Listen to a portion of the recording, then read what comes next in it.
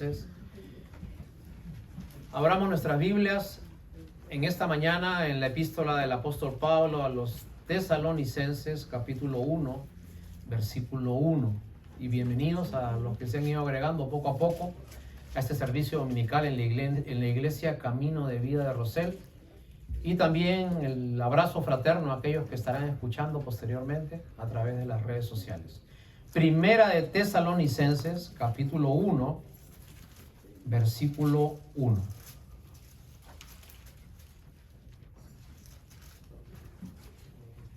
Y como les pedimos siempre, si ustedes ven que alguien que está al lado le cuesta encontrar un poquito el pasaje, quizás podamos acercarnos para que todos podamos llevar lectura de la palabra del Señor en esta mañana. Primera de Tesalonicenses, capítulo 1, versículo 1, la palabra del Señor dice así: Pablo, Silvano y Timoteo, a la iglesia de los Tesalonicenses, en Dios Padre y en el Señor Jesucristo. Gracia y paz sean a vosotros de Dios nuestro Padre y del Señor Jesucristo.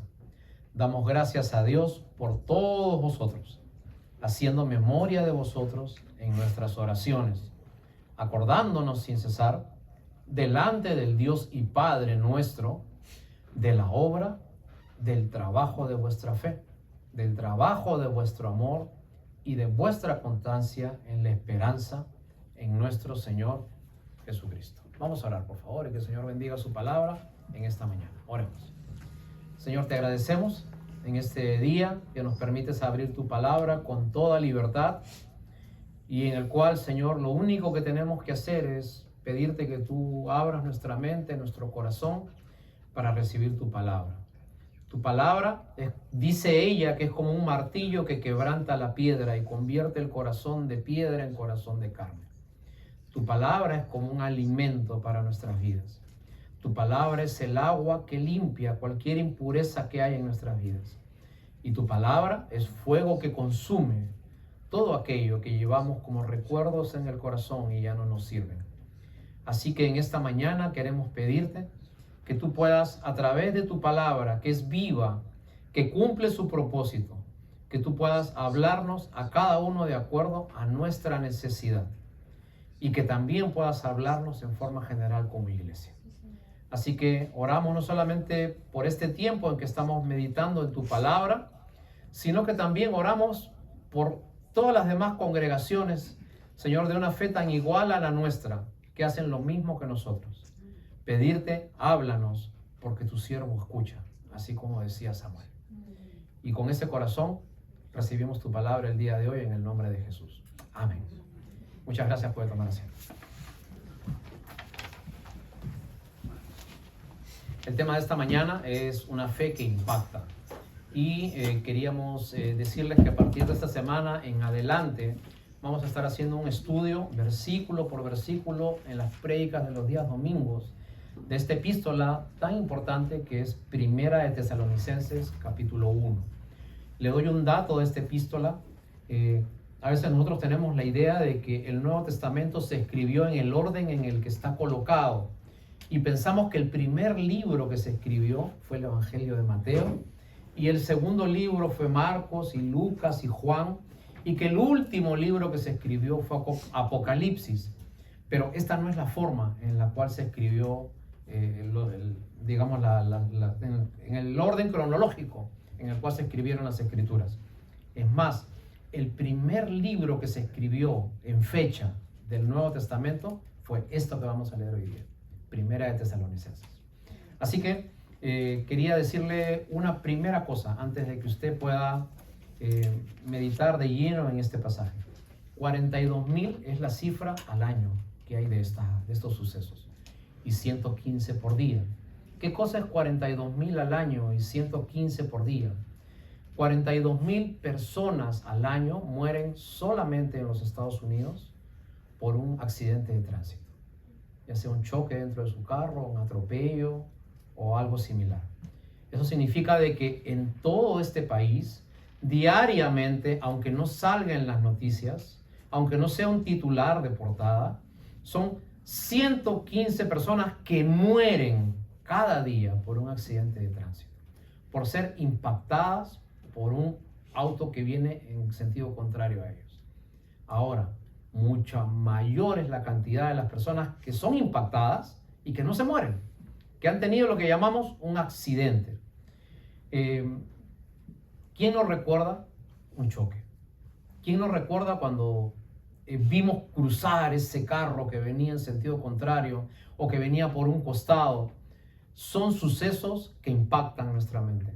Aún cada vez que recordamos un choque, siempre contamos lo que nos pasa. A mí me pasó esto, el carro venía por aquí, yo estaba en la luz roja y obviamente nunca teníamos la culpa, ¿no? Siempre el contrario era el que tenía la culpa. Entonces, y contábamos porque son cosas que quedan en nuestra memoria objetiva, nunca se van. ¿Okay? Hubo un choque de carro, un atropello, un impacto que causó muchas veces una marca en nuestro cuerpo físico, pero mayormente una marca en nuestras emociones, en algo que se instala en nuestra percepción y que quizás lo llevemos hasta la tumba. Ahora, cuando una persona ha recibido un choque y tiene un accidente, usualmente hay una evidencia de eso, una marca que se coloca en nuestra anatomía o en nuestra mente. Hoy vamos a hablar acerca del impacto de la fe en el corazón del ser humano. Hemos dicho que el tema de esta mañana es una fe que impacta. Hoy día vamos a hablar de otro tipo de impacto, de un impacto positivo. Esa sensación que golpea el alma cuando nosotros encontramos realmente una fe que nos salva. Esto lo vamos a hacer el día de hoy estudiando este libro de Primera de Tesalonicenses. Me gustaría decirte algunas cosas de cómo se escribió esta carta, ya que estamos comenzando el estudio de esta carta. Me gustaría darte una pequeña introducción muy sucinta, muy breve de qué cosa era lo que pasaba para escribir esta carta. Quería decirte algo. Cuando Pablo escribió una carta, no lo hacía como lo hacemos nosotros. O sea, no es que Pablo se inspiró y quería escribir algo bonito. A ver, ¿qué les escribo? Ya sé. Esa no es la forma en que Pablo escribía las cartas. Pablo escribía las cartas en este momento de la siguiente manera. La carta a los Hechos nos dice en el capítulo 17 que Pablo está con Silas, que era un colaborador de él, y entonces llega a la ciudad de Tesalónica. La ciudad de Tesalónica, por si acaso, hasta ahora existe, solamente que queda en Grecia y se llama Salónica en el día de hoy. La ciudad Salónica es la segunda ciudad más importante de Grecia hoy en día, después de Atenas. Es la segunda ciudad de mayor importancia en ese país. Pablo estuvo 3 semanas con Silas y allí fundaron esa iglesia. Pablo tenía muchos colaboradores, pero con quien le gustaba estar usualmente cuando hacía sus trabajos era con Silas. Les decía el otro día a los hermanos de la clase del día martes, así de gracia, ¿no? Ustedes saben por qué Pablo andaba siempre con Silas. Por si las moscas, ¿okay? Por si acaso le pasara algo, tenía ahí su defensor, ahí alguien que está con él. Ahora, Silas también se le llamaba Silvano. Ahora, después de estas 3 semanas que Pablo predicó el evangelio y muchos creyeron en el poder de Dios, se levantó un gran alboroto, dice Hechos 17, en Tesalónica. Y ustedes van a ver allí que dice alboroto en Tesalónica. Lo expulsan a Pablo de esa ciudad, pero milagrosamente en esas 3 semanas, esos hermanos que habían escuchado la verdad del evangelio permanecen y siguen reuniéndose en una casa. Pasados 3 años, Pablo se pregunta, ¿y qué será de esa iglesia que hicimos en ese pueblito que se llamaba Tesalónica? Voy a mandar a alguien. Pablo envía a otro ayudante que él tenía, un muchacho que se llamaba Timoteo. Timoteo va, mira la iglesia estaba firme, permaneciendo, había crecido, y Timoteo regresa y le dice, Pablo, la iglesia está bien, la iglesia ha crecido. En ese tiempo no había WhatsApp, no había fotos, no había redes sociales, no había YouTube. Solamente Pablo tenía que esperar pacientemente a que Timoteo regrese del viaje. Y cuando lo ve al muchacho entrar, le dice, ¿y cómo va? Perfecto, todo está bien. La iglesia que fundamos en 3 semanas, sí. Permanece. Están en la fe, siguen en la fe. Entonces, en ese momento es que Pablo decide escribir esta epístola de Primera de Tesalonicenses. Y Pablo comienza a decir, vamos a ver capítulo 1, versículo 1. Vamos ahora sí a la materia. Vamos a ver qué cosa es lo que dice Pablo en este pasaje. Dice, versículo 1, primera de Tesalonicenses, capítulo 1, versículo 1. Pablo, Silvano y Timoteo, a la iglesia de los tesalonicenses, en Dios Padre y en el Señor Jesucristo. Gracia y paz sean a vosotros, de Dios nuestro Padre y del Señor Jesucristo. Hermanos, lo primero que queremos decirle es, Pablo nunca hacía las cosas solo. Pablo no hacía que todo gire en torno a él. Pablo siempre tenía un equipo. Y ningún pastor tiene todo. Ningún pastor tiene la fuerza ni la capacidad de llevar una iglesia sola.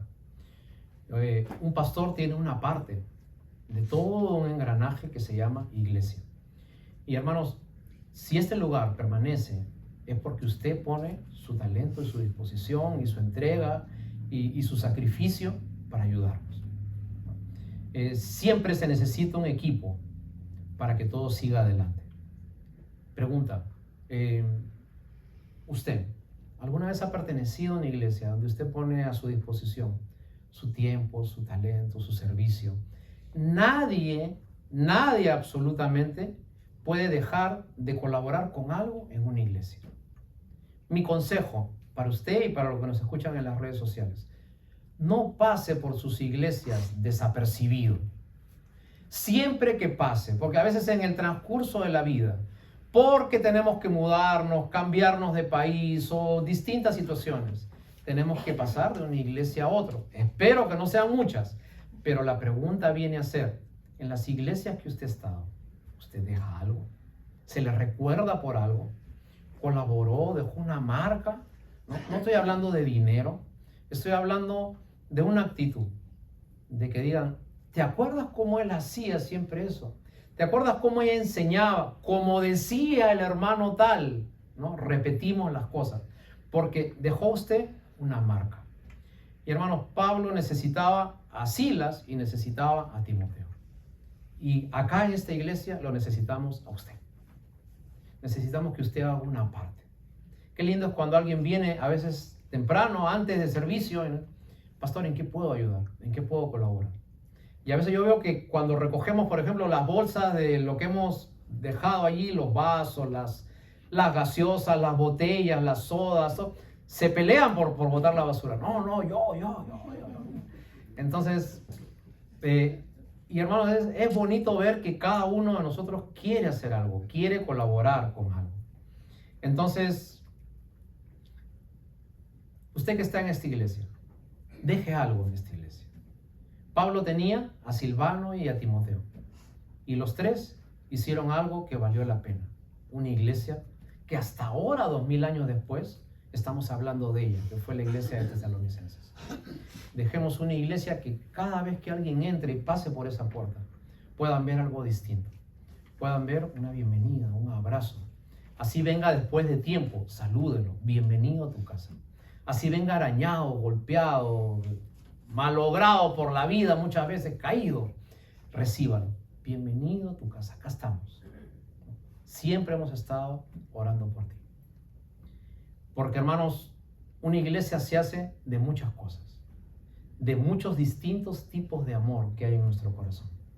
Lo segundo que sigue diciendo el apóstol Pablo es, gracia y paz sean dadas a vosotros.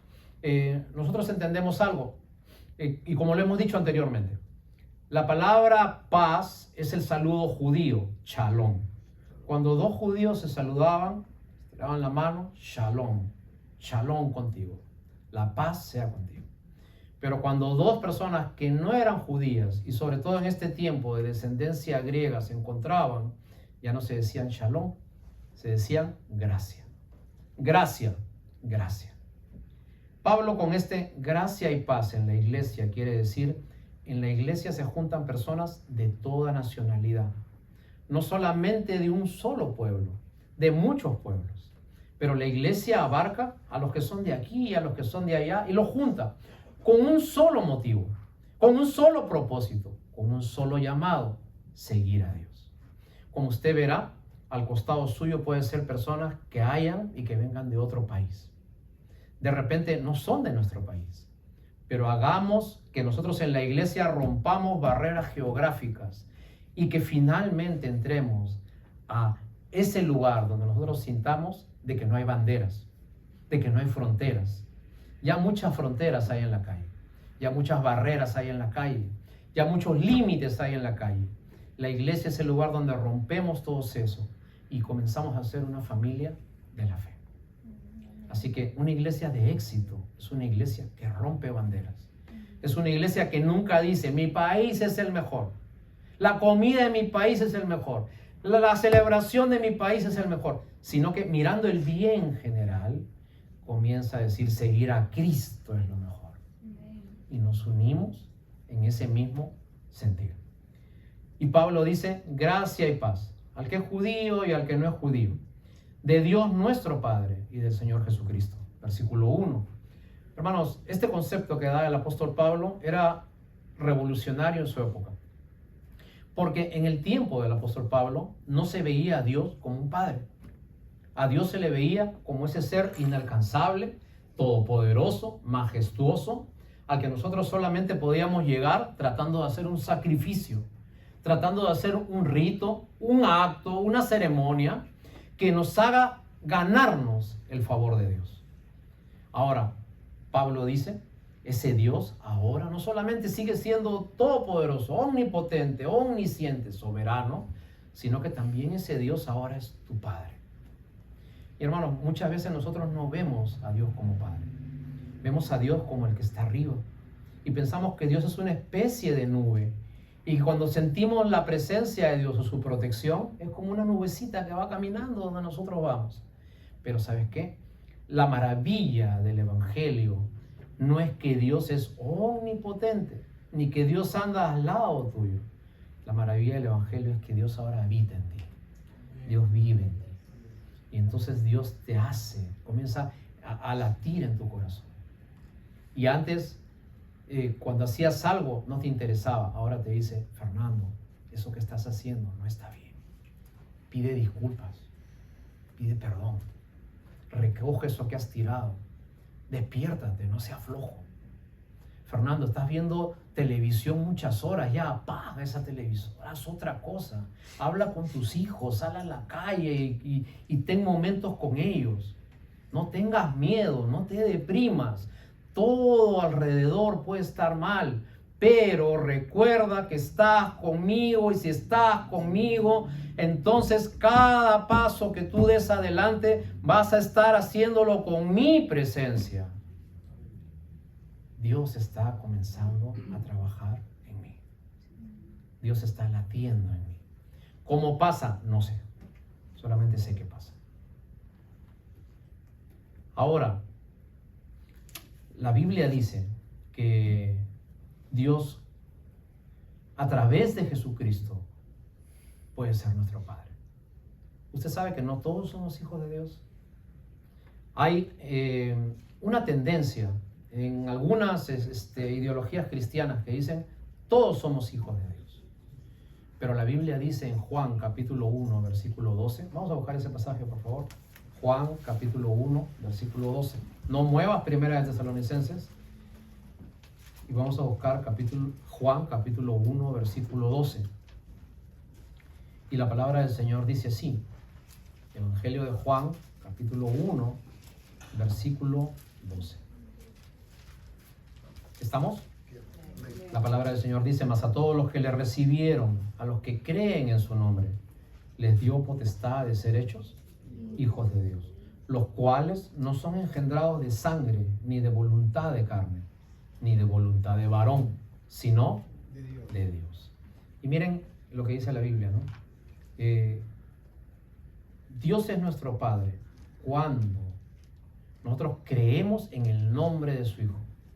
A todos los que le recibieron, a los que creen en su nombre, a ellos les dio potestad, derecho legal de ser llamados hijos de. Ahora dice, estos no son engendrados de parte de hombre ni de voluntad de varón.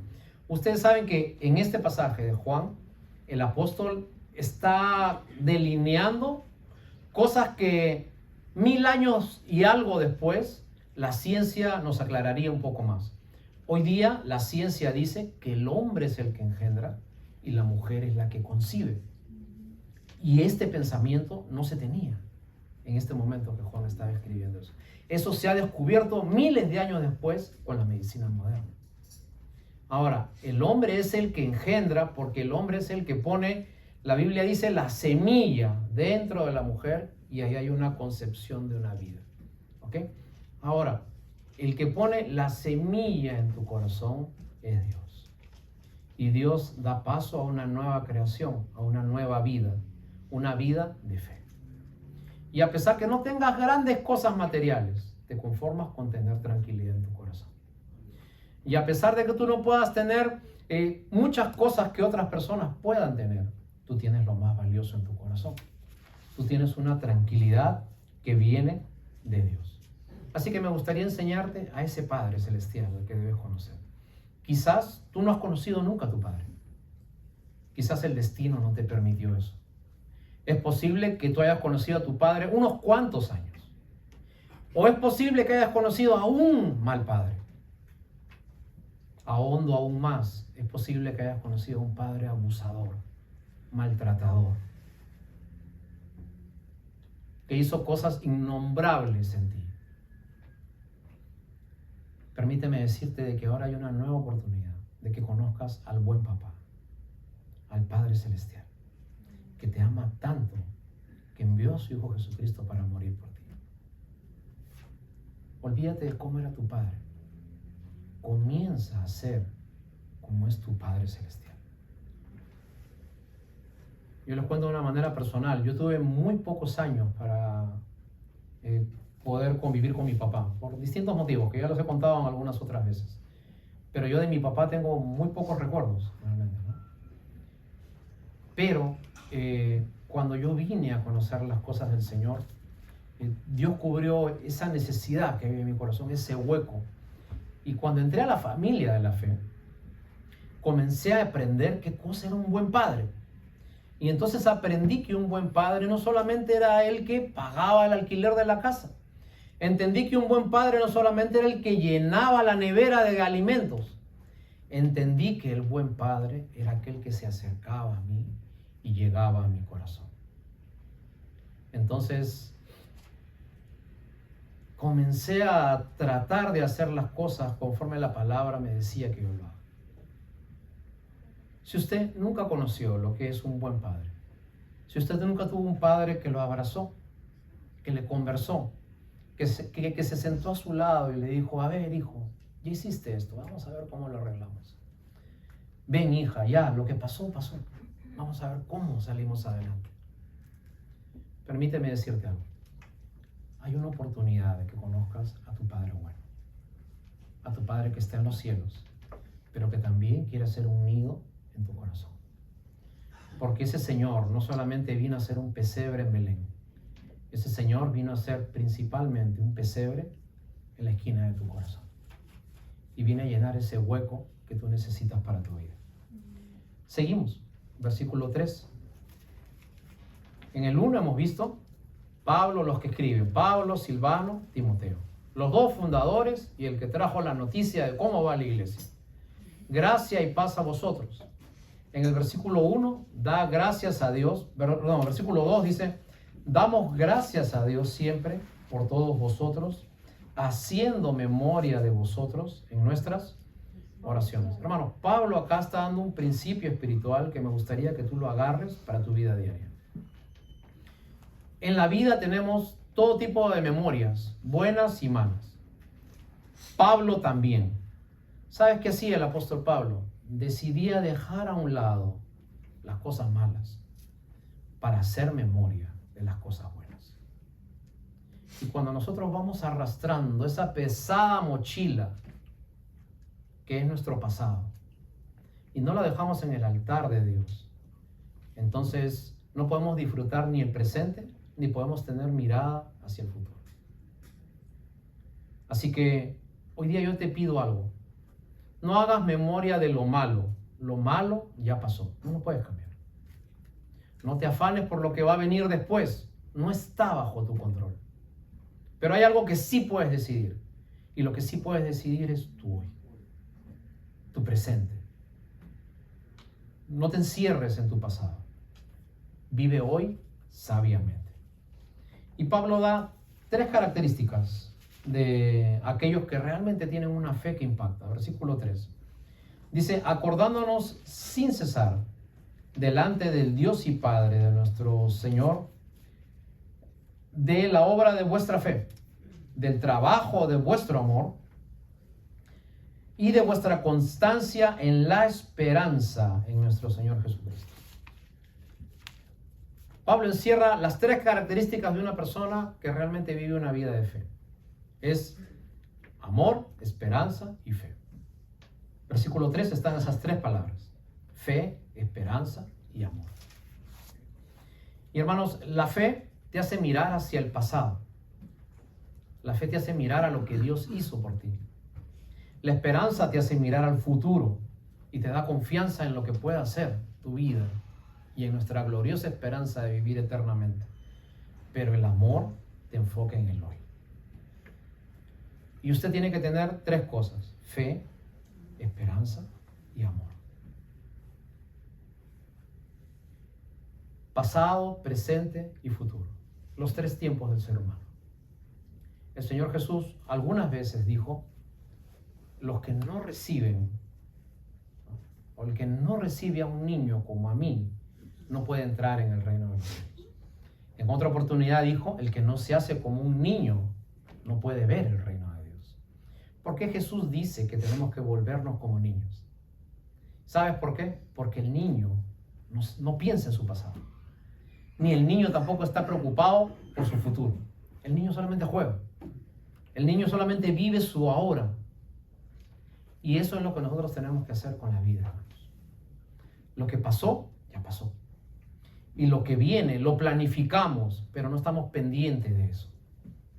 Pero lo que pasa el día de hoy, eso sí está en tu mano. Vamos a ver un pasaje en 1 Corintios capítulo 13, versículo 13, que también nos habla acerca de esto.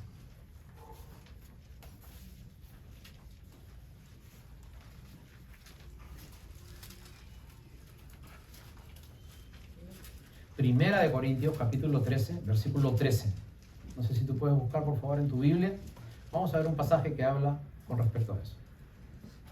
La palabra del Señor dice así: y ahora permanecen la fe, la esperanza y el amor. Estos 3. Pero el mayor de ellos es el amor. Miren lo que dice el apóstol Pablo. Las mismas características de Primera de Tesalonicenses 1:3. Ahora permanecen la fe, la esperanza y el amor. Una fe que mira al pasado, una esperanza que confía en el futuro y un amor que trabaja por el día de hoy. El mayor de ellos, ¿sabes cuál es? El amor. Permanecen los recuerdos, permanecen las expectativas, pero el mayor de ellos, tu mayor preocupación, debe ser fijarte en el día de hoy. Te dije que el tema de este día era una fe que impacta. Vamos a ver qué cosa es una fe que impacta. Vamos a ver qué es la fe. Me gustaría decirte primeramente que hay varios tipos de fe. Hay gente que tiene fe en un político y obviamente hemos visto que no falla. Hay gente que tiene fe en su pareja. Todo el mundo que se casa, nunca se casa para divorciarse. Todo el mundo que se casa con la idea de permanecer para siempre con esa persona y formar una familia con muchos hijos y llegar a viejitos. Esa es la idea de casarse. Pero lamentablemente vemos que esa fe que teníamos en esa persona con el tiempo se va acabando y muchas veces se corta. A veces tenemos fe en el dinero, en que el dinero nos va a sacar de todas nuestras cosas. Pero a veces vemos que el dinero no alcanza para lo que necesitamos. Nosotros hemos visto fundadores, ¿no?, como Steve Jobs. Fundadores de compañías multinacionales, tienen todo el dinero del mundo, la capacidad de pagarle a cualquier doctor, a cualquier hospital, pero viene un cáncer y se lo lleva. Su dinero no alcanzó. Una persona joven, quizás más joven que muchos de los que estamos acá. Muy inteligente, muy sabia, con muchos recursos, pero el dinero no le bastó. Muchas veces tenemos una fe subjetiva, simple. Muchas veces nosotros creemos en algo aún sin verificarlo. Te pongo un ejemplo. Usted saliendo de aquí puede ir a un supermercado y se toma una soda diet. Entonces tú te la tomas contento porque tú estás diciendo de que esa soda o esa gaseosa no te va a engordar, no tiene calorías, 0 calorías. Pregunta, ¿usted ha ido a un laboratorio y ha probado que es así? ¿Usted sabe que realmente no tiene azúcar? ¿Usted sabe si realmente con sus propios ojos ha podido verificar que ingrediente por ingrediente es lo que dice la botella? Pero usted tiene fe que es así porque así dice. Vemos mayonesa like, aceite like, y nosotros creemos y lo usamos. Eso es tener fe. Sin embargo, la fe que habla la Biblia es una fe que salva. La fe que habla la Biblia no es una fe para darte algo que puede solucionar tus problemas. La fe de la Biblia es una fe que te da todo lo que puede solucionar tus problemas. Y todo lo que tú necesitas está en Dios. Así que la fe en Dios es una fe objetiva. Tiene un objeto de creencia, un objeto de seguridad. Vamos a ver cómo comienza la fe. Okay. Vamos a ver algunos pasajes de la Biblia. Hebreos capítulo 12, versículo 12, por favor. Hebreos capítulo 12, versículo 2, perdón.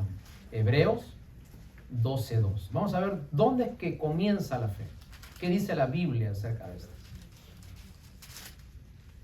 Hebreos capítulo 12, versículo 2. La palabra del Señor dice así: puestos los ojos en Jesús, el autor y consumador de la fe, el cual por el gozo puesto delante de él sufrió la cruz, menospreciando el oprobio, y se sentó a la diestra del trono de Dios. Quería decirte algo que dice el pasaje. La Biblia dice que el autor de la fe es Jesús. Por lo tanto, si a ti te han enseñado que tú sigues a Dios porque tú encontraste una iglesia y entonces tú tienes fe en Dios, permíteme decirte que así no comienza la fe. Nosotros por naturaleza no tenemos fe. A nosotros por naturaleza no nos nace hacer lo bueno. Al contrario, nosotros por naturaleza tendemos a alejarnos de Dios, a dejar de congregarnos, a dejar de orar, a dejar de leer la Biblia. Todas esas cosas de fe, nosotros las vamos dejando por naturaleza. Pero ¿sabes qué? Hay alguien que es el autor de la fe. Hay alguien que es quien da la fe. Y ese alguien, el autor de esa fe, es Dios. Así que toda fe que tú tengas viene de Dios. Nada viene de ti. La fe es un regalo que Dios te da. Romanos 10, 17, por favor. Vamos a ver otro pasaje. Ya vimos que la fe viene de Dios. Ahora vamos a ver cómo es que llega a ti esa fe que Dios envía. Romanos capítulo 10, versículo 17. Vamos a ver algunos pasajes que hablan acerca de la fe y cómo la fe puede impactar en la vida de los demás. Hemos visto que la fe viene de Dios y vamos a ver cuál es la forma en que la fe llega a ti. Romanos 10, 17 dice: así que la fe es por el oír, y el oír la palabra de Dios. ¿Cuándo recibes tú la fe? Cuando hables las Escrituras. Aquí está la palabra de Dios para ti, la voluntad de Dios para ti. Y cuando tú escuchas la Biblia, cuando tú la abres, recibe fe. ¿Tienes poca fe? Recuerda, no estás leyendo la Biblia. Acuérdate de mí. Ahora, otra cosa que pasa, la fe es inversamente proporcional al miedo. Más fe, menos miedo. Más miedo, menos fe. Así que cuando nosotros no tenemos fe, es básicamente porque no leemos la palabra de Dios. No la recibimos. La fe, dice, viene por oír la palabra de Dios. Ahora, acuérdate de algo. En el tiempo que el apóstol Pablo estaba escribiendo esta carta, no existían las Biblias tal como las tenemos ahora. Solamente unas cuantas personas principales en las comunidades religiosas tenían rollos. Ellos abrían los rollos y leían, y toda la congregación lo único que podía hacer era escuchar lo que el religioso, el ministro podía leer. Ellos no tenían la oportunidad de buscarla, de marcarla, de leerla. Solamente la podían escuchar. Por ese motivo es que el apóstol Pablo dice, la fe viene por el oír la palabra de Dios. Porque si en ese tiempo hubiera existido la Biblia de papel tal como ahora, el apóstol Pablo quizás hubiera puesto en su versículo, la fe viene cuando tú lees, escuchas y meditas en la palabra de Dios, ¿no? Ahora, el punto es de que si usted en la semana no abre la palabra de Dios y no la recibe, entonces lo más probable es que sus miedos comiencen a llenar su corazón. Tiene muchas dudas, lo más probable es que no esté leyendo la palabra de Dios. Tiene problemas personales que no sabe cómo resolverlos. Aquí tiene en la Biblia un manual de conducta. La palabra Torah significa enseñanza. Este es un manual no solamente para que usted se salve, este es un manual de vida, un manual de prácticas diarias de vida para que a usted le vaya bien en su vida. Dios le dijo a Josué, mira que te mando que de día y de noche medites en cada cosa que está escrita, porque haciendo todo lo que en ella está escrita, te irá bien. No le va bien en la vida, lo más probable es que no esté leyendo la palabra de Dios. Ahora, si usted no entiende la palabra de Dios, busque a alguien que sí la entienda. Hermano, enséñame, yo no sé. ¿Cuándo hay una clase para que me expliquen? ¿Cuándo puedo ir a tu casa para que me enseñen? ¿Cuándo te puedo llamar para que me expliques? Quiero entender las cosas de la fe. Y la fe viene por la palabra de Dios. Primero hemos visto que la fe viene de Dios. Segundo, hemos visto que el conducto, el canal por el que llega la palabra de Dios a nosotros es a través de su palabra. Y vamos a ver el siguiente proceso de la fe. Gálatas capítulo 2, versículo 16, por favor. Gálatas capítulo 2, versículo 16. Tengo que decirte cómo es que llega la fe a ti y cómo es que la fe puede hacer un trabajo en ti. A mí me gustaría decirte muchas cosas un poquito más simples y bonitas y que tú te vayas con bellas palabras a tu casa, pero ¿sabes qué? Cuando necesites utilizar la fe en tu vida, no vas a saber cómo. Y mi trabajo es darle cuentas a Dios de enseñarte cómo es que tú puedes tener fe en tu vida diaria. Gálatas 2:16 dice así, sabiendo que el hombre no es justificado por las obras de la ley, sino por la fe en Jesucristo.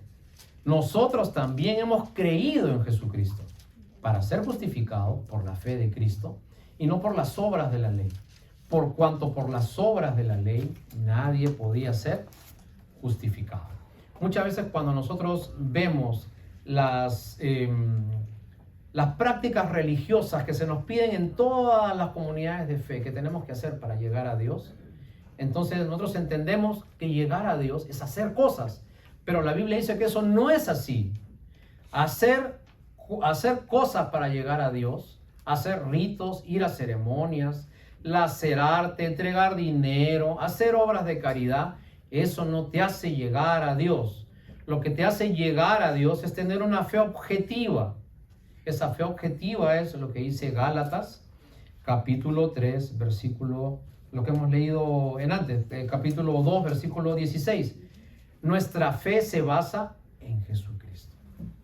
Creemos en Cristo, en la obra que Él hace, nos entregamos a Él, nos ponemos de acuerdo con Él y comenzamos a andar como Él quiere que nosotros andemos. Efesios capítulo 2, versículo 8, el último versículo que vamos a tocar para entender un poquito qué es la fe. Ya hemos visto que la fe viene de Dios, ya hemos visto que la fe viene por el conducto que es la palabra de Dios, hemos visto que la fe es objetiva, creer en Jesucristo. Y hemos visto ahora, vamos a ver en Efesios capítulo 2, versículo 8, algo más acerca de la fe. Efesios capítulo 2, versículo 8 dice, porque por gracia sois salvos, por medio de la fe. Y esto no es de vosotros, pues es don de Dios. Y hermanos, hay una gran necesidad que usted tiene. Y me gustaría decirte algo, tu necesidad no es que te vaya bien en este país. Tu necesidad no es que cambie tu estatus. Tu necesidad no es lograr el sueño americano. Tu gran necesidad no es que tengas una linda casa. Tu necesidad no es que tengas una familia con muchos hijos y nietos y que la disfrutes. Tu primera necesidad es que tú puedas ser salvo. La pregunta que me dirás es, ¿salvo de qué? Y la Biblia dice que nosotros tenemos que salvarnos de 3 cosas. Primero, de ti mismo. Tu peor enemigo eres tú mismo. Tú mismo te destruyes. Tú mismo decides tu camino y tú mismo decides alejarte de Dios. Segundo, tenemos que salvarnos de nuestro destino final. La Biblia dice que va a haber un día en que va a haber un juicio y tú vas a tener que darle cuentas a Dios de tu vida. Y después de lo que tenemos que salvarnos es del sistema que hay en el mundo. El mundo lo que quiere es tirarte sus ideas y que por medio de sus ideas tú entres en un sistema económico, social, de tal manera que le rindas provecho a él, sin importarle mucho qué va a pasar con tu vida. Entonces, nosotros vemos que cuando creemos en el Señor Jesucristo y tenemos esa fe objetiva, entonces nosotros somos salvos, tenemos vida nueva. La Biblia dice en 2 Corintios 5:17, si alguno está en Cristo, nueva criatura es. Las cosas viejas pasaron y ahora todas son hechas nuevas. Ahora, Dios ha depositado una semilla de fe en tu corazón. La Biblia dice, no quiero hacer muy largo el mensaje, que todos tenemos la misma medida de fe cuando recibimos al Señor Jesús. El mayor hombre de fe a quien tú admires recibió la misma porción de fe que cuando tú decidiste seguir al Señor Jesucristo. Todos recibimos la misma semilla de fe. Dios no tiene favoritos. Pero son decisiones personales que nosotros tenemos que hacer. Y así como Juan 1:12 decía, mas a todo aquel que le recibió, porque la salvación es personal, la salvación no es familiar, la salvación no es un evento religioso, la salvación no viene por herencia, Dios no tiene nietos, Dios tiene hijos.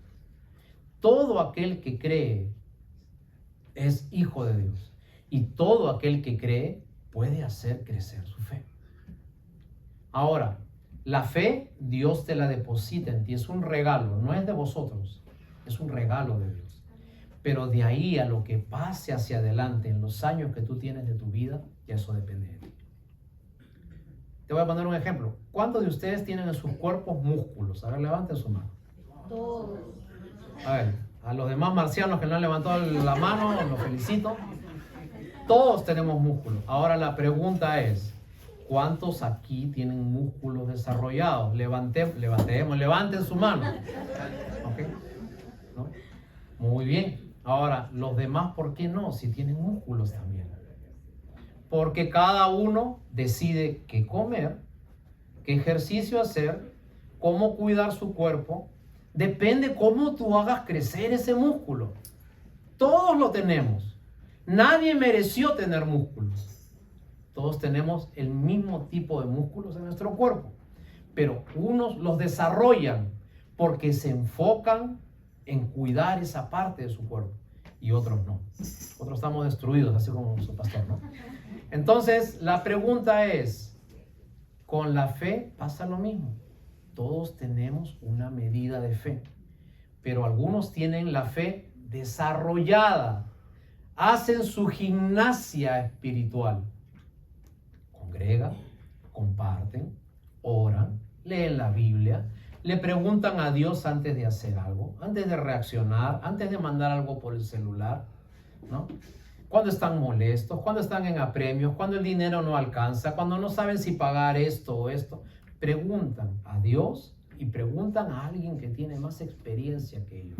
¿Sabes qué estás haciendo? Estás echando músculos espirituales. Ahora, la Biblia dice que en algunos casos al Señor Jesús le preguntaron, Señor, enséñanos a hacer crecer nuestra fe. Entonces, una fe que impacta, hermanos, punto número 1, viene de Dios. No es una fe tuya. Una fe que impacta, número 2, es una fe objetiva. Cree en Jesucristo. Una fe que impacta, número 3, seguimos con la siguiente, es una fe que comparte con los demás. Y Pablo había visto esto en esta iglesia de Tesalonicenses. Habían pasado 3 años sin su pastor, sin alguien que esté delante de ellos. Pero sin embargo, Ellos habían crecido porque ellos habían estado basando su vida en la fe. Así que hoy día te pregunto, ¿en qué está basada tu fe? ¿En tus fuerzas? ¿En tu capacidad? ¿En lo que tú sabes? ¿En lo que tú conoces? ¿En lo que tú recibes? ¿O tienes una fe objetiva que se basa todos los días en abrazarte con Jesús y decirle, Señor, ¿qué quieres que hoy día cambie? ¿Qué quieres que hoy día transforme? ¿En qué debo cambiar? ¿En qué debo mejorar? ¿Qué debo dejar? ¿En qué debo insistir? Así que para usted que ha estado viviendo mucho tiempo una fe subjetiva, permítame decirle que una fe objetiva es comenzar a creer en Dios a través de un encuentro personal con Jesucristo. Pregunto, ¿usted conoce a Jesucristo como Salvador personal? Usted le ha dicho a Dios, estoy cansado de mi vida y quiero comenzar otra vez. Si alguien que no te ha visto 3 años, como Pablo no veía 3 años a los tesalonicenses, envió a Timoteo y vio que la iglesia había crecido, te vuelvo a preguntar, si alguien te viera después de 3 años y viviera unas semanas en tu casa, ¿qué diría? ¿Que creciste? ¿Que estás mejor? ¿Que has mejorado en ese tiempo? ¿O al contrario, que te has vuelto un poco más renegoncito, un poquito más terco? ¿Okay? Levantas la voz ahora más seguido que antes. Paras llorando por todo lo que pasa. Te deprimes.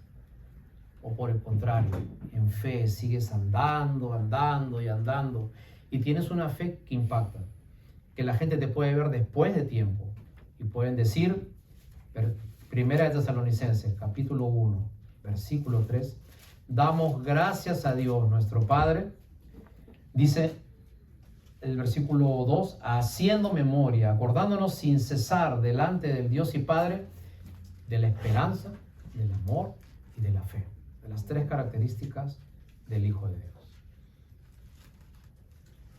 Yo no sé qué quisiste tú ser cuando eras chiquito. Cuando nosotros éramos niños, todos mis tíos y mis padres siempre me preguntaban, ¿y qué quieres ser de grande? Ahora, yo quería hacer algo que deje a todos con la boca abierta. Quería ser dentista. Pero finalmente no se logró. ¿Okay? Y el tiempo va cambiando nuestros gustos, ¿no? Pero me gustaría decirte el 1, 2, 3, 4 para que tú puedas hacer y tener una fe que impacte. ¿Ya? Te voy a dar el 1, 2, 3, 4. ¿Correcto? 1. Tu fe tiene que venir de arriba. 2. Tu fe tiene que enfocarse en Jesucristo. 3. Tu fe tiene que aterrizar en la tierra. Muchas veces nuestra fe es puro, como decimos en algunos países, bla, bla, bla, ¿no? Y Dios, y Dios, y Dios, y Dios. Y viene alguien, papá, yo, no, papá, no, que no. Y todo es no es cierto? ¿Por qué? Porque vivimos en la ley.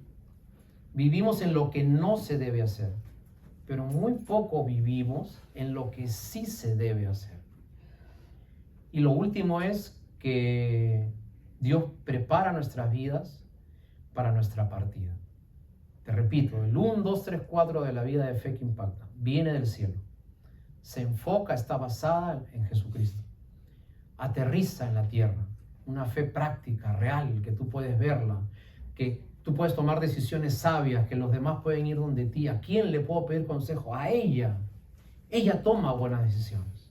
Ella sabe cómo decidir. Mira, le va bien aquí. Yo no sé a qué iglesia va, pero es una persona que sabe tomar decisiones. Es una fe que aterriza en la tierra y sabe moverse en la vida diaria. Y lo último es que es una fe que nos prepara para nuestras partidas. Porque la muerte, hermanos, no es nuestro enemigo. La muerte es parte de la vida.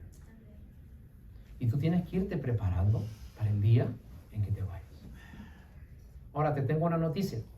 Y yo siempre me la digo a mí misma. El día que me vaya, tu fecha de vencimiento, tú tienes atrás un código de barras, ¿okay? Que nadie lo sabe, solamente lo sabe Dios. Todos pensamos que nos vamos a ir cuando seamos viejitos, y bien viejitos. Permíteme decirte que esta es una mentira. Tú te puedes ir cualquier día y yo me puedo ir cualquier día. La pregunta es, ¿estás preparado para tu partida?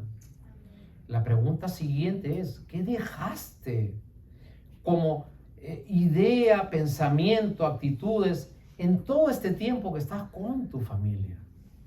¿Algo que sea digno de recordar o algo que sea digno de olvidar? Y hermanos, la fe que impacta es aquella fe que recuerda su pasado, pero lo deja atrás. Es una fe objetiva en Jesús. Es una fe que tiene lazos de amor. El amor es preocuparte por otros y que tiene una esperanza para lo que sigue adelante. Fe, esperanza y amor. 3 características que usted debe tener. Y si usted tiene estas 3 características, entonces va a impactar la vida de los demás. Tú sabes que la gente está cansada de escuchar palabras. La gente lo que quiere es ver. La gente quiere ver cambios. Y yo espero, y es mi deseo, que todos los que viven cerca de ti, todos los que trabajan contigo, toda tu familia, tus relacionados, puedan ver en ustedes, en ti, actos de amor, en los cuales se pueda ver que Dios todavía existe y sigue trabajando en la vida de personas simples como nosotros. Vamos a ponernos de pie, vamos a darle gracias al Señor por su palabra en esta mañana.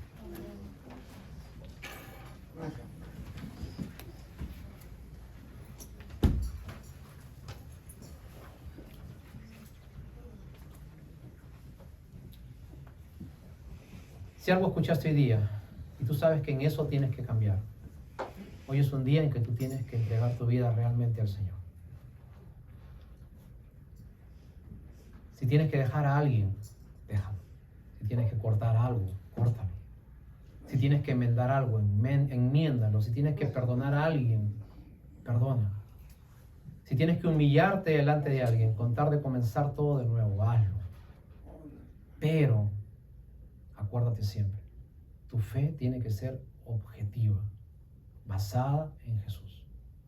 Y esa es la fe que salva y la fe que impacta. Oremos. Señor, te agradecemos por tu palabra y te pedimos que el día de hoy tú puedas sellar cada cosa que hemos hablado en nuestros corazones y que tú puedas encontrar en nosotros un buen campo para trabajar. Que puedas encontrar en nosotros, Señor, disposición para hacer cambios serios en nuestra vida. En el nombre de Jesús te pedimos esto. Amén. Los hermanos en la alabanza, por favor.